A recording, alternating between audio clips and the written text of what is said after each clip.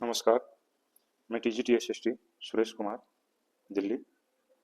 तो हमारी एनसीईआरटी की अगली वीडियो, जिसमें हम एनसीईआरटी से संबंधित महत्वपूर्ण जीके जीएस के कुछ क्वेश्चंस करेंगे। दोस्तों, एनसीईआरटी जो है हर एग्जाम का बेस होती है। जब तक आप एनसीईआरटी को क्लियर नहीं करेंगे तब तक आपका जीके जीएस पर पकड़ मजबूत नहीं होगा। तो इसके लिए आपको एनसीईआरटी क्वेश्चंस जरूर देखने चाहिए। तो इसमें हम शुरू करते हैं। हमारा पहला प्रश्न है, स्वच्छ भारत अभियान का प्रारंभ कब हुआ था? ऑप्शन है 26 जनवरी 2014, 15 अगस्त 2014, 2 अक्टूबर 2014, 31 अक्टूबर 2014। तो इसमें हमारा जो आंसर है वो 2 अक्टूबर 2014 को स्वच्छ भारत अभियान का प्रारंभ किया गया था। क्वेश्चन नंबर 2, मेहरौली दिल्ली में स्थित लोह स्तंभ का संबंध किस शासक से है? बहुत ही महत्वपूर्ण प्रश्न है और काफी बार ये एग्जाम में पूछा गया है। तो मेहरौली में जो लोह स्तंभ है वो किस शासक से संबंधित है? ऑप्शन है अशोक, बिंदुसार, समुद्रगुप्त, चंद्रगुप्त द्वितीय। तो इसमें हमारा जो राइट आंसर है वो चंद्रगुप्त द्वितीय होगा। और ये जो लोह स्तंभ है ये काफी महत्वपूर्ण है और इसकी जो ऊंचाई है 7.21 मीटर ऊंचा है ये, और 6 टन इसका वजन है, और इसका व्यास जो है 40.64 सेंटीमीटर है, और इसकी स्थापना 375 से 415 के बीच चंद्रगुप्त द्वितीय के द्वारा की गई थी। अगला क्वेश्चन है, महाभारत की रचना किसने की थी? वेद व्यास, तुलसीदास, वाल्मीकि, विश्वामित्र। तो इसमें हमारा जो राइट आंसर है वो वेद व्यास है। महाभारत वेद व्यास और रामायण वाल्मीकि। नेक्स्ट क्वेश्चन है, चौथा जो प्रश्न है, भीतरी गांव का प्रसिद्ध ईंटों से बना आरंभिक मंदिर किस राज्य में स्थित है? ऑप्शन है उत्तर प्रदेश, मध्य प्रदेश, बिहार, छत्तीसगढ़। तो इसमें हमारा जो राइट आंसर है वो है उत्तर प्रदेश। उत्तर प्रदेश के कानपुर कानपुर में ये भीतरी गांव का ईंटों से बना प्रारंभिक मंदिर है, जब मंदिरों का निर्माण ईंटों से बनना प्रारंभ हुआ। और ये गुप्त काल से संबंधित मंदिर है। गुप्त काल, काफी महत्वपूर्ण मंदिर है ये। क्वेश्चन नंबर 5, चाणक्य अथवा कौटिल्य ने राजनीति पर कौन सी प्रसिद्ध किताब लिखी थी? काफी इजी प्रश्न है। ऑप्शन है अर्थशास्त्र, योग सूत्र, विनय पत्रिका, गीतांजलि। तो इसमें हमारा जो राइट आंसर है वो है अर्थशास्त्र। अर्थशास्त्र जो है चाणक्य अथवा कौटिल्य ने लिखी थी, और इसका मुख्य विषय जो है वो राजनीति है, और चाणक्य का संबंध जो है चंद्रगुप्त मौर्य से था। चंद्रगुप्त मौर्य ने मौर्य वंश की स्थापना की थी, और इस साम्राज्य की स्थापना में चाणक्य ने अपना महत्वपूर्ण योगदान दिया था। क्वेश्चन नंबर 6, कलिंग किसका प्राचीन नाम है?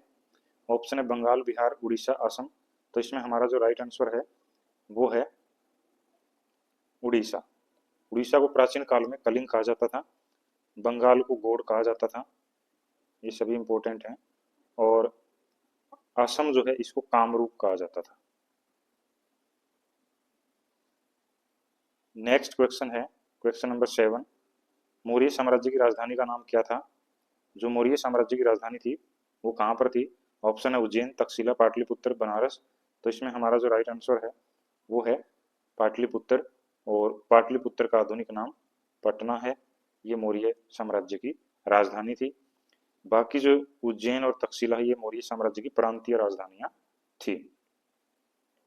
क्वेश्चन नंबर 8, अशोक के अधिकतर अभिलेख किस लिपि में लिखे गए हैं? यानी कि ज्यादातर अशोक के जो अभिलेख हैं वो किस लिपि में पाए गए हैं? ऑप्शन है अरेमाई, खरोष्टी, देवनागरी, ब्राह्मी। तो इसमें जो हमारा राइट आंसर है वो ब्राह्मी लिपि है। ब्राह्मी लिपि का ज्यादातर प्रयोग किया गया है। वैसे अशोक के अभिलेखों में अरोमाइक और खरोष्टी इन लिपियों का प्रयोग भी किया है, जो पश्चिमोत्तर भारत में इनके कुछ अभिलेख मिले हैं। क्वेश्चन नंबर 9, यूनानी शासक सेल्यूकस निकेटर का राजदूत मेगास्थनीज किसके शासनकाल में भारत आया? ऑप्शन है चंद्रगुप्त प्रथम, अशोक, अजातशत्रु, बिंदुसार। तो इसमें हमारा जो राइट आंसर है वो चंद्रगुप्त प्रथम की जगह यहाँ पर चंद्रगुप्त मौर्य आएगा। चंद्रगुप्त मौर्य के शासनकाल में जो यूनानी शासक थे सेल्यूकस निकेटर, उन्होंने मेगास्थनीज नामक दूत को पाटलिपुत्र भेजा, और मेगास्थनीज ने इंडिका नामक बहुत ही प्रसिद्ध किताब लिखी, जो समय के इतिहास की काफी महत्वपूर्ण पुस्तक है। क्वेश्चन नंबर 10 है, विश्व के सबसे बड़े डेल्टा सुंदरवन का निर्माण किन नदियों के द्वारा किया गया है? तो इसमें ऑप्शन है हमारे पास नर्मदा, ताप्ती, कृष्णा, महानदी, गंगा, ब्रह्मपुत्र, उपरोक्त में से कोई नहीं। तो इसमें जो राइट आंसर है वो गंगा और ब्रह्मपुत्र है। जो सुंदरबन डेल्टा है ये विश्व का सबसे बड़ा डेल्टा है और इसका आकार त्रिभुजाकार है। इसमें सुंदरी नामक पेड़ प्रमुखता से पाया जाता है, जिसके कारण इसको सुंदरबन कहते हैं। इसमें बंगाल टाइगर भी पाए जाते हैं, बंगाल टाइगर, और ये भारत और बांग्लादेश में स्थित है। क्वेश्चन नंबर 11 है, ये गलती से 15 लिखा गया है। विश्व की सबसे प्राचीन पर्वत श्रृंखला कौन सी है, यानी कि इनमें से कौन सी पर्वत श्रृंखला सबसे पुरानी है? हिमालय, सतपुड़ा, नीलगिरी, अरावली। तो इसमें हमारा जो राइट आंसर है वो अरावली जो पर्वत श्रृंखला है ये विश्व की सबसे प्राचीनतम मानी जाती है, और अरावली ज्यादातर जो है राजस्थान राज्य में फैली हुई है।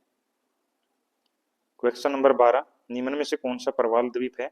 ऑप्शन है अंडमान निकोबार, मालदीव, लक्षद्वीप, क्रोसिका। तो इसमें हमारा जो राइट आंसर है वो लक्षद्वीप है, क्योंकि लक्षद्वीप का निर्माण प्रवाल से हुआ है। प्रवाल समुद्री जीव जंतुओं के गलने सड़ने से बना है, इसलिए इसको प्रवाल द्वीप के नाम से जाना जाता है। और लक्षद्वीप की राजधानी कवरत्ती है, अरब सागर में स्थित है ये। अगला जो प्रश्न है क्वेश्चन नंबर 13, किस वर्ष बंगाल की खाड़ी में भयंकर सुनामी आई? दोस्तों आप सभी से एक बार अपील है कि आप हमारा जो चैनल है कंप्लीट जीएस 360 इसको लाइक शेयर सब्सक्राइब जरूर करें। इस पे हमें एक तो एनसीईआरटी सीरीज की जो महत्वपूर्ण जीके जीएस के क्वेश्चंस हैं वो स्टार्ट किए हैं, और दूसरा जो अभी हाल में कुछ परीक्षाएं हुई हैं उनसे या विगत वर्षों की जो परीक्षाएं हैं उनसे महत्वपूर्ण जीके जीएस के प्रश्न जो है इन वीडियो में हम लेकर आ रहे हैं। तो ये हमारा जो प्रश्न है, किस वर्ष बंगाल की खाड़ी में भयंकर सुनामी आई? 2004, 2001, 2011, 2005। तो इसमें हमारा राइट आंसर है वो 2004 है। 2004 में बंगाल की खाड़ी में सुनामी लहरें आई थी, जिसके कारण भारत के तटवर्ती जो राज्य थे उनमें काफी नुकसान हुआ।